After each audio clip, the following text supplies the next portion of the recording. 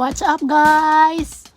Nakapasyal na naman ulit ako dito sa temple. Ayan, nakikita ko yung mga kalapati umiinom ng tubig. Ang sasayaan nila. Pero kapag tao ang pumunta dito, bago pumasok yan sa temple, maghuhugas muna ng kamay kasi yan ang tradisyon ng Japan. Kailangan maghuhugas muna ng kamay at gamit yung tubig na yan. Pero yung mga kalapati, pinapatungan lang nila at iniinom. Ayan, ang dami nila oh. Ayan yung kultura ng Japan guys, yung tradisyon nila na kailangan maghuhugas daw muna ng kamay bago mag-alay ng dasal dyan sa temple.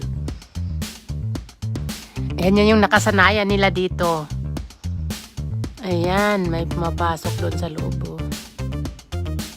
Magdadasal yata. So yun lang guys, flex ko lang yung temple namin dito sa